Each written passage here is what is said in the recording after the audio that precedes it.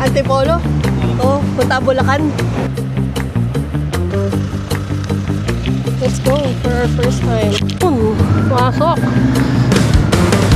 Ay! And customs. Ito sila.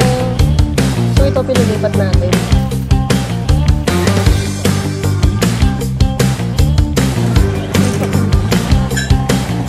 Ito papakabit natin.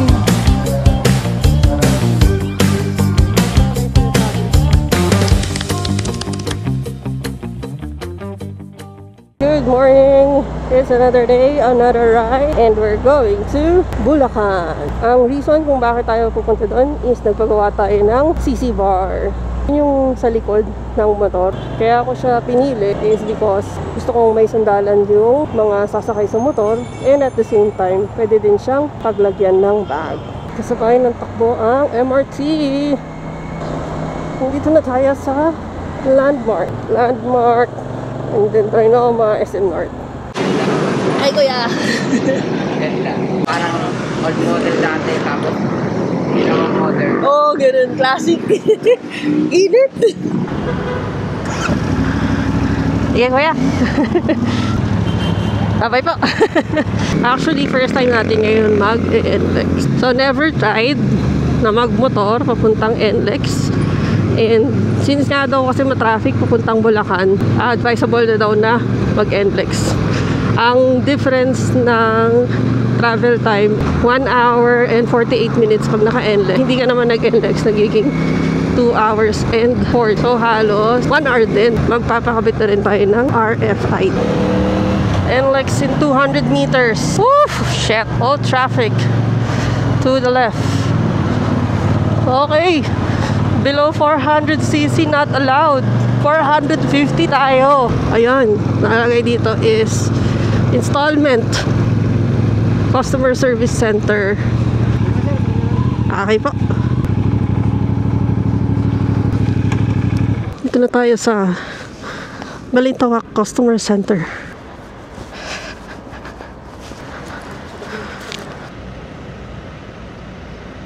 Yes, RFID na. Paingatan lang ako naman. Ah, sige. Ingat po. Salamat po, kuya. Ito na tayong ganap na express laner. Meron tayo nito. At meron na tayong card. Gora belts na tayo.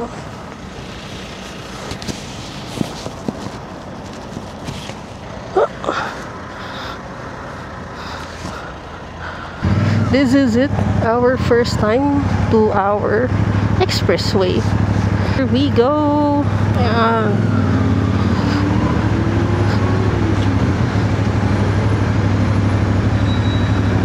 Yun. Masok. Hey. Expressway.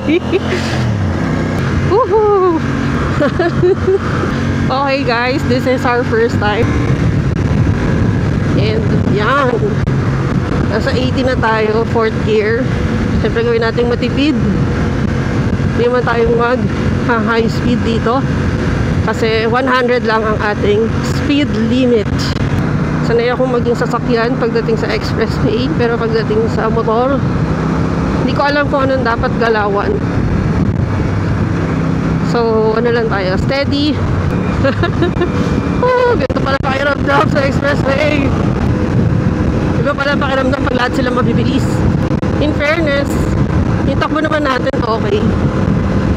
Hindi naman nakakatakot at nakakakaba pagdating sa expressway. Stable naman yung motor natin. Sakto naman yung bigat niya. 500 meters daw merong Petron. So syempre, hihinto tayo dun.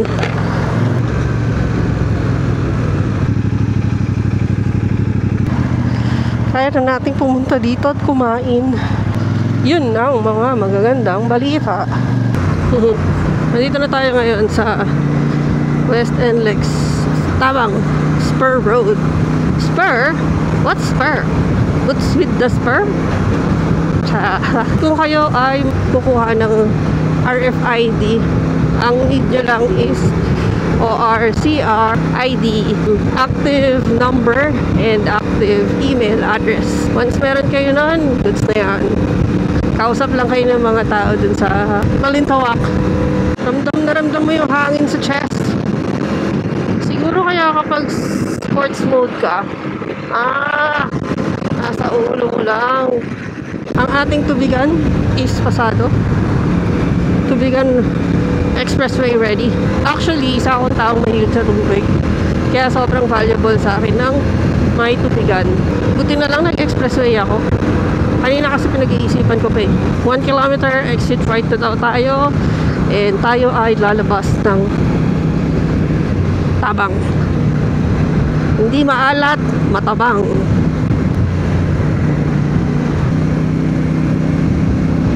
And that was our expressway experience.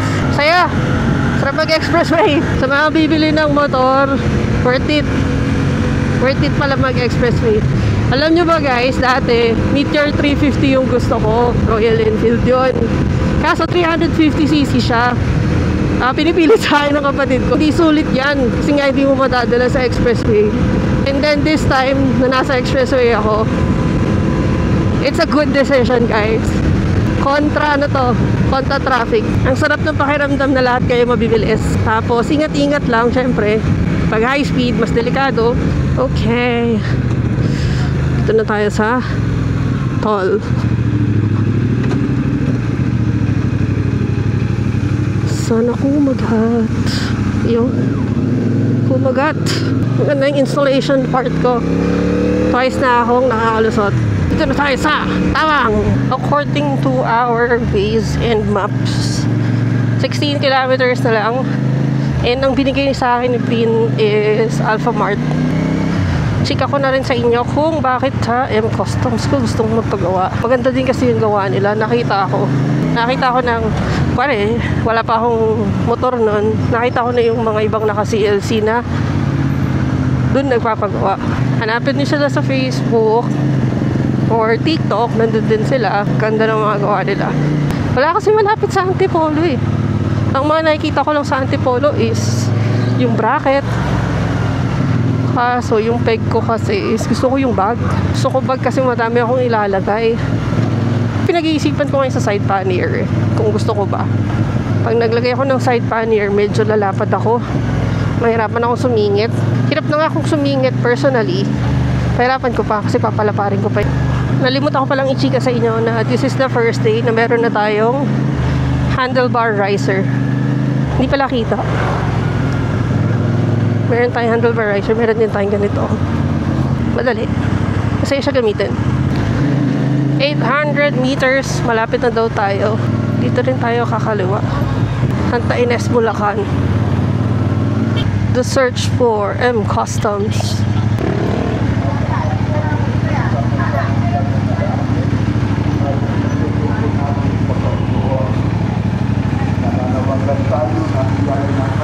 Ito.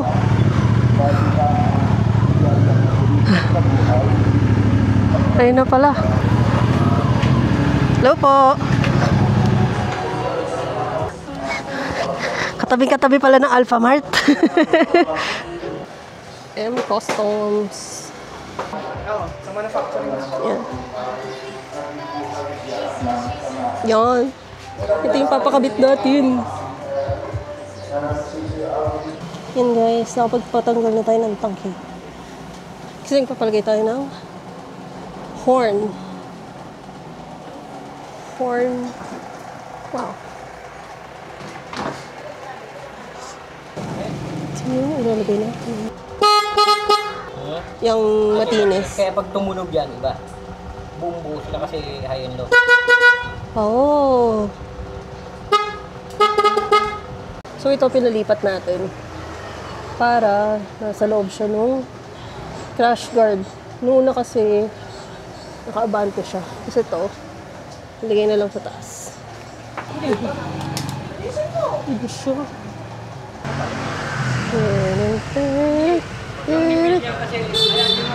May pakul. Ito na sila. Ito yung upuan natin. Yan. Pogi oh. Oh, sakto pala siya dun eh. Ito yung backrest. Ito yung sa kanya. Ganito yung gagayahin natin. May backrest. Pero, to follow pa kasi ito. Okay. Ito na siya. Bale, kulang na lang natin yung ganito. Kasi dapat ilalagay siya dito. Kaso, wala pa tayong lagayan. Ito, papagawa pa natin. Pagka nalalamog na sa atin, saka na natin ito mauusog, lalagay na natin ang ating sandalan. Ay.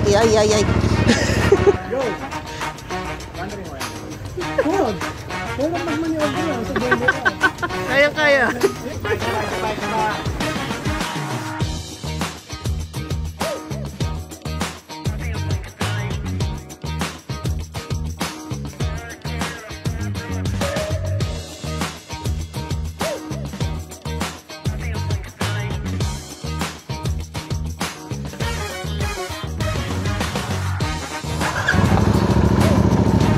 Salamat po. Bye-bye. Kasama ka na. Bye-bye. Okay. Tayo ay nakapagpa-install na ng ating CC bar with backrest and with luggage. Super sulit yun. And then, syempre nabudol din tayo on different things like busina, Pia horn. Nagpalit din tayo pala ng seat cover. Nagpa-upholstery tayo. So, nakuha natin sila together. I mean, yung seats, ang hindi lang ma-rush is yung patungan mismo ng seat. Yung itsura ng patungan ng seat is mag-overlap siya dun sa fender. And pag nag-overlap yun sa fender, di extra safe. And ang mangyayari is, mas tataas pa yung ating back ride. And ang pinaka-the best doon is magkakaroon ako ng sandalan. So, nandun na actually yung sandalan. No, nakita nyo kanina. Ilalamove na lang sa akin. Pa-antipolo. Turuan nyo na lang tayo via video kung paano i-install.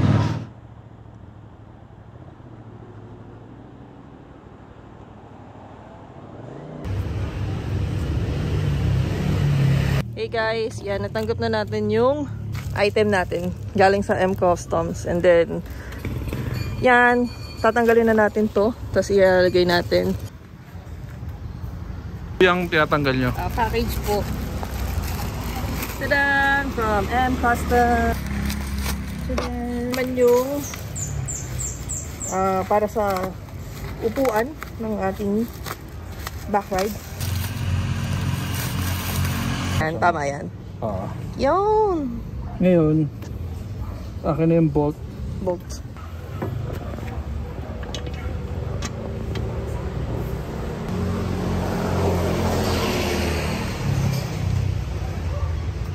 Nabukasan, ito na ang ating final product. Meron na tayo ng kinabukasan kasi may ginawa kami bigla. Oo. Kaya pinagpabukas na muna namin. So meron na tayo nito. Backrest ng ating main rider. And then ang pillion natin is umangat. Meron na rin tayong rack. May rack na yung pillion seat. So mas tumaas siya. Yan. Ayos. Buwan mo nga, try mo. Tignan mo kung anong pakiramdam sa ano. Yung, may sandalan ka na. Ayos. Nice. Thank you so much kay M Customs for customizing my seat and everything. Thank you so much. And that's it. Salamat sa panonood. Once again, this is Moto JZ signing off.